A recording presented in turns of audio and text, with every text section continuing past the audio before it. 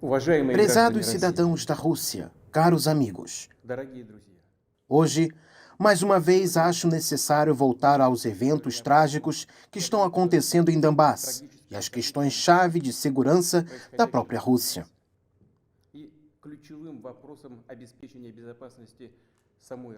Vou começar com o que falei em meu discurso de 21 de fevereiro deste ano.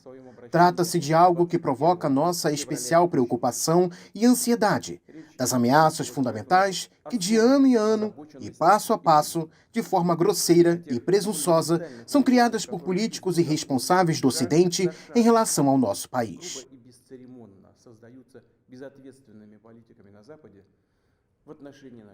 Estou falando da expansão da OTAN para o leste, a aproximação de sua infraestrutura militar das fronteiras russas. Sabe-se bem que durante 30 anos temos tentado, com persistência e paciência, acordar com os países líderes da OTAN sobre os princípios de segurança igualitária e indivisível na Europa. Em resposta às nossas propostas, sempre enfrentamos engano cínico e mentiras ou tentativas de pressão e chantagem. Enquanto isso, a Aliança Atlântica, apesar de todos os nossos protestos e preocupações, continua se expandindo. O veículo militar avança e, repito, está chegando mais e mais perto de nossas fronteiras. Por que tudo isso acontece? De onde vem essa maneira arrogante de falar de posições de exclusividade, infalibilidade e permissão para fazer tudo? De onde vem essa atitude que desdenha os nossos interesses e exigências totalmente ilegais? A resposta é clara. Tudo está bem entendido e é óbvio. A União Soviética, no fim dos anos 80 do século passado, enfraqueceu e depois foi dissolvida. Todo o rumo de eventos daquela época é uma boa lição para nós hoje. Ele mostrou de modo persuasivo que a paralisação do poder e a vontade são o primeiro passo para a degradação desprezível e esquecimento. Bastou perdermos nossa crença em si por um momento e pronto. A balança de forças no mundo acabou sendo danificada. Isso fez com que os acordos e tratados anteriores praticamente não existem mais. E os pedidos e disposições não ajudam mais. Tudo que não é do agrado da hegemonia é considerado arcaico, obsoleto e desnecessário para quem segura o poder. E vice-versa. Tudo que parece lucrativo é apresentado como a verdade de última instância. Segue promovido a qualquer preço, com todos os meios. Aqueles que não concordam são quebrados. Sobre o que eu estou falando agora, não tem a ver só com a Rússia. E preocupa não só a gente. Isso tem a ver com todo o sistema das relações internacionais e, frequentemente, os próprios aliados dos Estados Unidos. Após a dissolução da União Soviética, começou de fato uma remodelação do mundo. E as normas do direito internacional que se formaram naquela época e as normas-chave que foram acordadas após os resultados da Segunda Guerra Mundial e que fixaram seus resultados, começaram a incomodar aqueles que se autoproclamaram vencedores da Guerra Fria.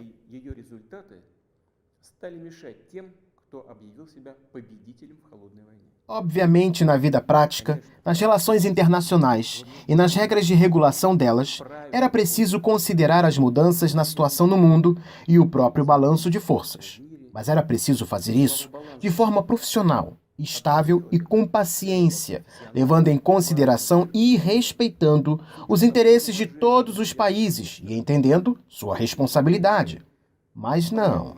O estado de euforia de sua superioridade, uma forma moderna de absolutismo, ademais em meio a um nível baixo da cultura daqueles que prepararam, tomaram e promoveram as decisões lucrativas para si, a situação começou a se desenvolver em um cenário diferente. Não é preciso buscar exemplos distantes. Primeiro, sem nenhuma autorização do Conselho de Segurança da ONU, realizaram uma operação militar sangrenta contra Belgrado. Usaram aviação e mísseis bem no centro da Europa. Várias semanas de bombardeios sem parar contra cidades e infraestrutura vital. Temos que voltar a lembrar esses fatos, já que uns colegas do Ocidente não gostam de lembrar esses eventos. E quando falamos disso, costumam se referir não a normas do direito internacional, mas às circunstâncias que interpretam como corretas. Depois, chegou o turno do Iraque, Líbia e Síria.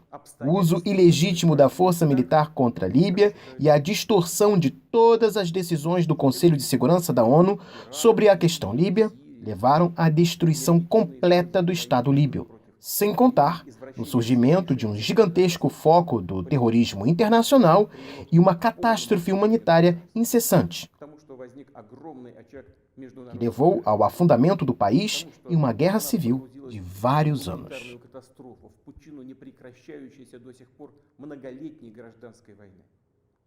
Uma tragédia a que foram submetidas centenas de milhares de pessoas não só na Líbia, mas também em toda a região. Ocasionou uma saída migratória massiva do norte da África e do Oriente Médio para a Europa. Esse destino foi preparado também na Síria.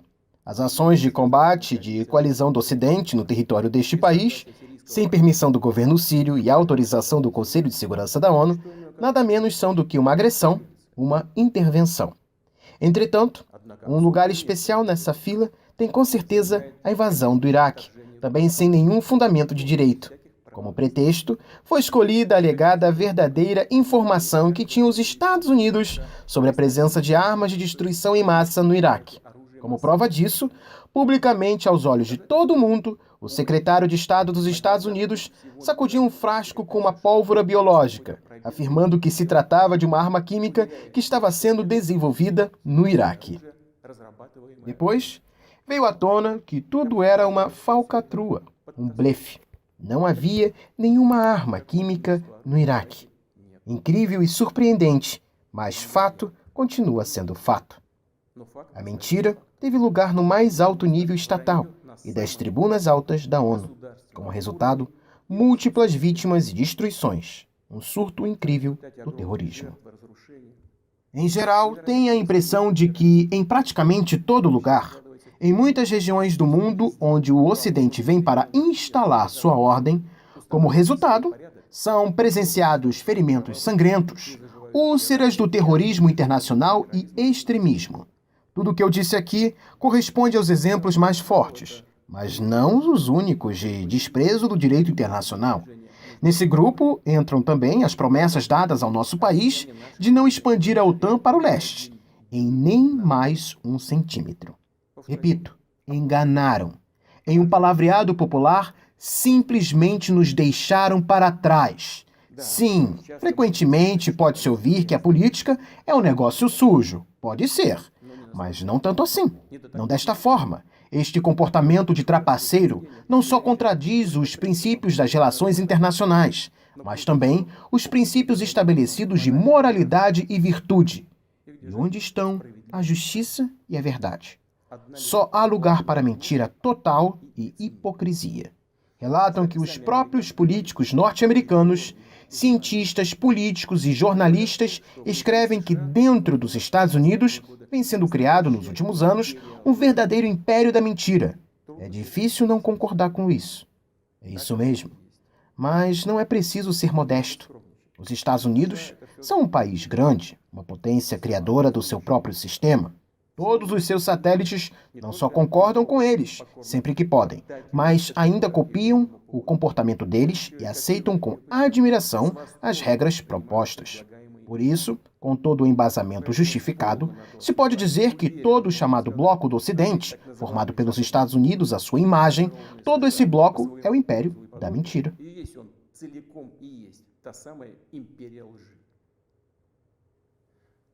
Em se tratando do nosso país, após a dissolução da União Soviética, com toda a abertura sem precedentes à nova e moderna Rússia, a prontidão de trabalhar honestamente com os Estados Unidos e outros parceiros do Ocidente e em condições de desarmamento de fato unilateral, logo tentaram nos pressionar, romper e nos destruir de uma vez por todas. Era assim mesmo nos anos 90 e no início dos anos 2000, quando o chamado Ocidente coletivo apoiava o separatismo e gangues de mercenários no sul da Rússia. Quantas vítimas e quantas perdas isso nos custou. Quantos desafios tivemos que ultrapassar antes de finalmente quebrarmos o cume do terrorismo internacional no Cáucaso. Nós nos lembramos disso e nunca vamos nos esquecer.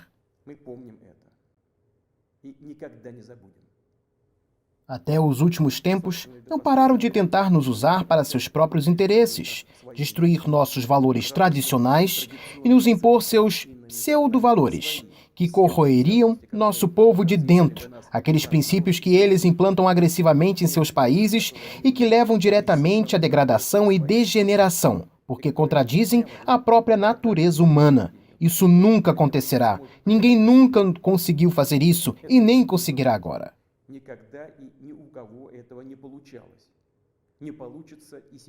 Apesar de tudo, em dezembro de 2021, mais uma vez tentamos chegar a um acordo com os Estados Unidos e aliados sobre os princípios de segurança na Europa e de não expansão da OTAN. Tudo em vão. O posicionamento dos Estados Unidos não muda. Eles não acham necessário negociar conosco essa questão tão importante para nós. Seguindo seus objetivos, eles desprezam nossos objetivos. E com certeza, nessa situação, surge a questão: o que fazer? O que esperar? Sabemos muito bem que no ano 40 e no início de 41 do século passado, a União Soviética tentou com todos os meios prevenir ou ao menos adiar o início da guerra. Para isso, tentou, dentre outras coisas, não provocar até o final o potencial agressor. Não realizava ou adiava as ações mais necessárias e óbvias para se preparar a repelir um ataque inevitável. Estes passos, que enfim foram dados, chegaram catastroficamente tarde. Como resultado, o país se viu despreparado para enfrentar com toda a força a invasão da Alemanha nazista, que, sem declarar a guerra, atacou a nossa pátria em 22 de julho de 1941. Conseguimos parar e depois destruir o inimigo, mas o preço foi gigantesco. A tentativa de satisfazer o agressor às vésperas da Grande Guerra pela Pátria acabou sendo um erro que custou muito caro para o nosso povo. Nos primeiros meses de ações de combate, perdemos territórios gigantes e estrategicamente importantes e milhões de pessoas. Não permitiremos que este erro aconteça pela segunda vez. Não temos direito de permitir. Aqueles que reivindicam o domínio mundial publicamente, sem pena e, sublinho, sem quaisquer justificativas para isso, nos declaram, ou seja, a Rússia, seu inimigo. Eles, na verdade, dispõem hoje em dia de grandes capacidades financeiras, científicas, técnicas e militares. Sabemos disso e avaliamos objetivamente as ameaças contra a nossa economia que estão sendo ouvidas sem parar.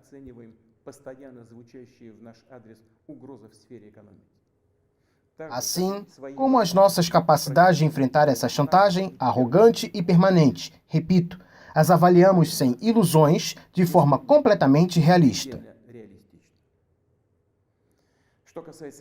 Em se tratando de esfera militar, a Rússia moderna, mesmo após a dissolução da União Soviética e a perda significativa de seu potencial, é hoje um dos estados com armas nucleares mais fortes do mundo. E ainda mais, tem certas vantagens em um dos tipos de armamento mais moderno. Considerando isso, ninguém deve ter dúvidas de que um ataque direto ao nosso país levaria a derrota e consequências terríveis para qualquer agressor potencial.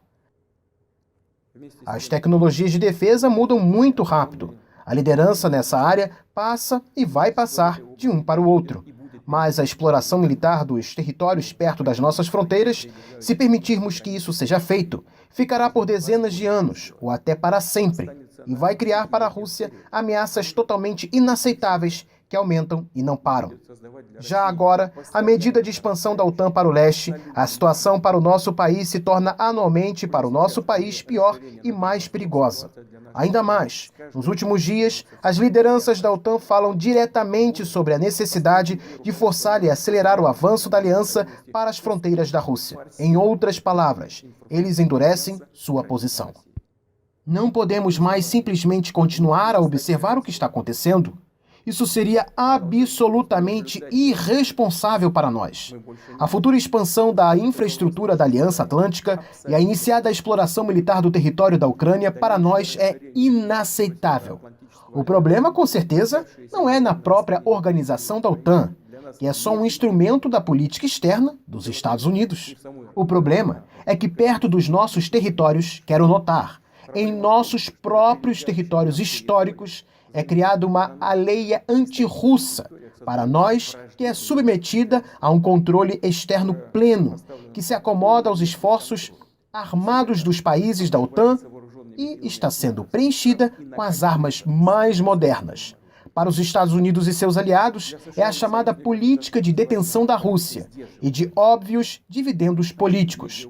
E para nosso país, é uma questão de vida ou morte. É uma questão do nosso futuro histórico como povo. E não é um exagero. É assim mesmo. É uma ameaça real, não só aos nossos interesses, mas à própria existência do nosso Estado e à soberania dele. É justamente a linha vermelha tantas vezes citadas por mim. Eles a ultrapassaram.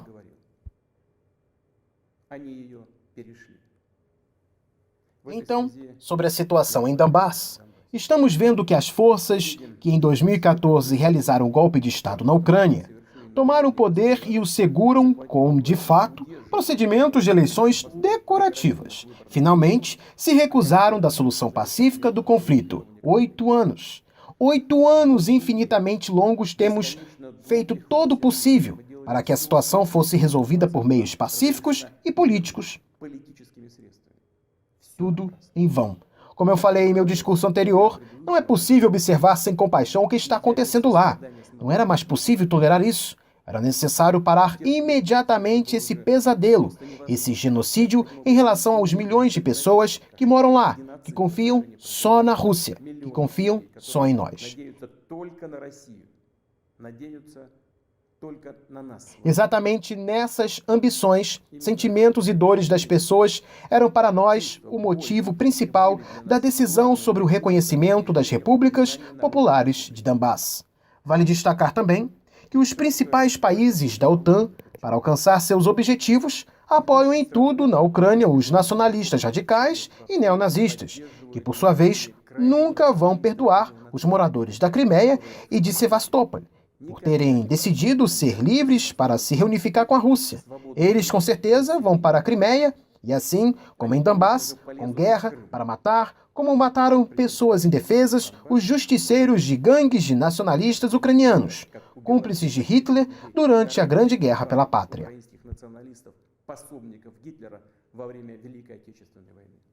Declaram abertamente que reivindicam outros territórios da Rússia. O rumo dos eventos e a análise das informações que estão chegando mostram que a colisão da Rússia com essas forças é inevitável. É uma questão de tempo.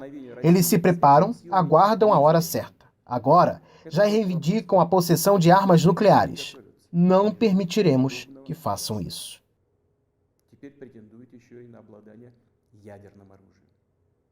Como já disse, a Rússia, após a dissolução da União Soviética, aceitou as novas realidades políticas. E vamos tratar com respeito todos os países formados no espaço pós-soviético. Respeitamos e vamos respeitar a soberania deles. E como exemplo está a ajuda que prestamos ao Cazaquistão, que enfrentou eventos trágicos com desafios à sua soberania e integridade.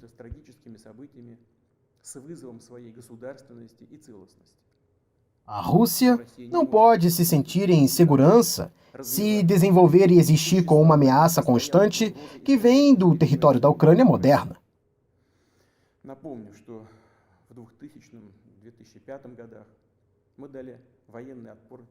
Lembro que nos anos entre 2000 e 2005, retaliamos militarmente os terroristas no Cáucaso, defendemos a integridade do nosso Estado e salvamos a Rússia. Em 2014, apoiamos os moradores da Crimeia e de Sevastopol. Em 2015, usamos as Forças Armadas Russas para prevenir de forma segura a penetração de terroristas da Síria na Rússia. Não havia outra forma de nos defendermos. E a mesma coisa está acontecendo agora. Não nos deixaram nenhuma outra possibilidade de defender a Rússia e o nosso povo. exceto esta que teremos que usar hoje. As circunstâncias exigem de nós ações decisivas e imediatas.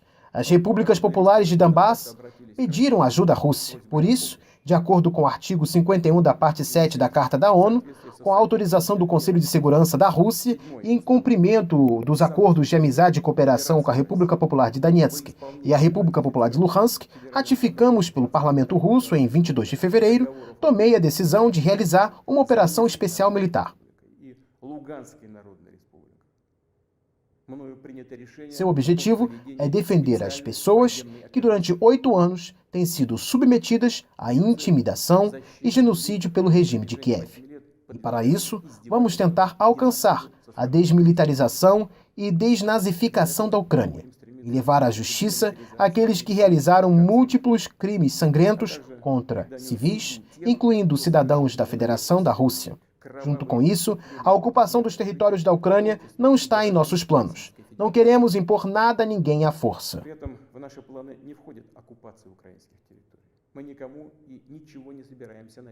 Junto com isso, estamos ouvindo no Ocidente, mais frequentemente, palavras de que não é preciso cumprir os documentos assinados pelo regime totalitário soviético que definem os resultados da Segunda Guerra Mundial. Bom, o que podemos responder? Os resultados da Segunda Guerra Mundial, assim como as vítimas feitas pelo nosso povo para o altar da vitória sobre o nazismo, são sagrados. Mas isso não contradiz os altos valores de direitos e liberdades humanos, se baseando nas realidades que se formaram em todas as décadas pós-guerra. Isso também não cancela os objetivos para a autodeterminação fixados no artigo 1 da Carta da ONU. Lembro que durante a criação da União Soviética e nem depois da Segunda Guerra Mundial, ninguém perguntou para as pessoas que moram nos territórios que consistem a Ucrânia moderna sobre como elas querem organizar sua vida. Na base da nossa escolha está a liberdade da escolha para todos em definir seu futuro e o futuro de suas crianças.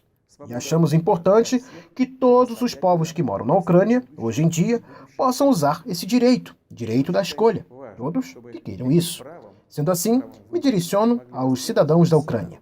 Em 2014, a Rússia devia defender os moradores da Crimeia e de Sevastopol daqueles que vocês chamam de nazis. Os moradores da Crimeia e de Sevastopol escolheram ficar com sua pátria histórica, com a Rússia. E nós apoiamos. Repito, não podemos atuar de outra forma.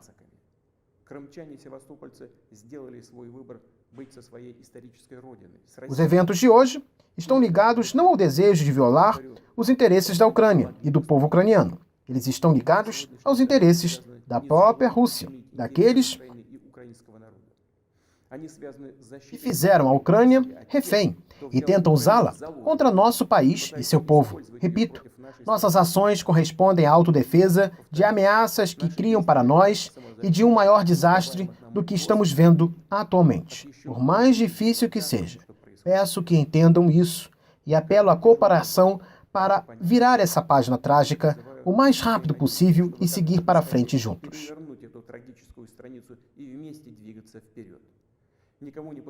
Não permitir que ninguém se intrometa em nossos negócios, nossas relações, mas construí-las por conta própria, com a criação das condições necessárias para ultrapassar todos os problemas. E apesar da presença de fronteiras estatais, nos fortalecer de dentro como um só. Acredito nisso, exatamente nesse nosso futuro. Tenho que apelar também aos militares das Forças Armadas da Ucrânia. Prezados colegas, seus pais, avós e bisavós, não combateram os nazistas defendendo a nossa pátria comum para que os nazistas de hoje tomassem o poder da Ucrânia. Vocês fizeram o juramento de lealdade ao povo ucraniano e não à junta antipovo que rouba a Ucrânia e intimida esse próprio povo. Não cumpram as ordens criminosas deles. Apelo que entreguem as armas imediatamente e vão para casa. Vou explicar. Todos os militares do exército ucraniano que cumpram essa exigência poderão deixar a zona de ações e de combate sem serem impedidos e voltar para suas famílias. Mais uma vez, vou sublinhar, toda a responsabilidade sobre o possível derramamento de sangue será completamente do regime do território ucraniano.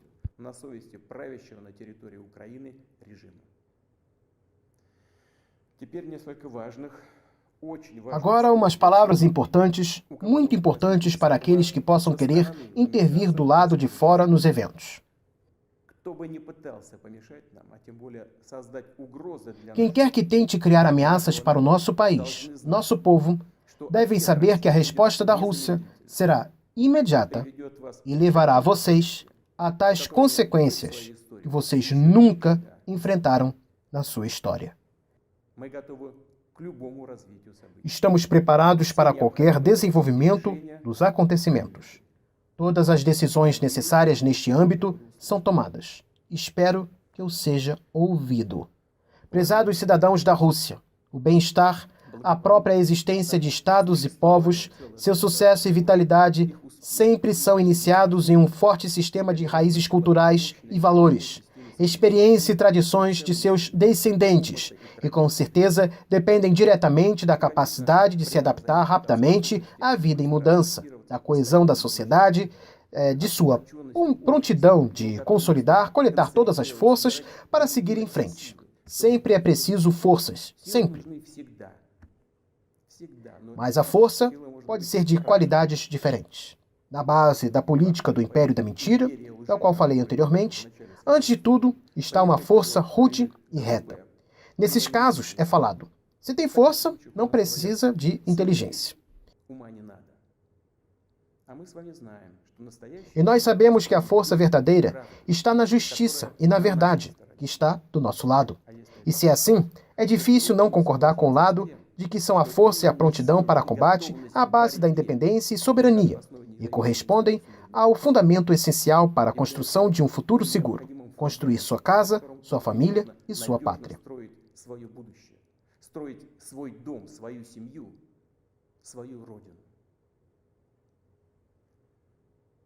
Prezados compatriotas, tenho certeza que os soldados e oficiais das Forças Armadas da Rússia, leais ao seu país, vão cumprir seu dever com coragem e profissionalismo. Não tenho dúvidas de que todos os níveis do poder vão agir juntos e efetivamente.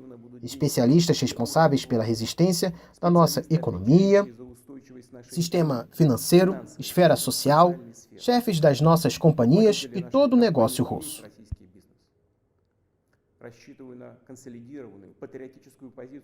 Espero que haja posição consolidada e patriótica de todos os partidos do parlamento e forças sociais. No final das contas, como sempre foi na história, o destino da Rússia está nas fortes mãos do nosso povo multinacional.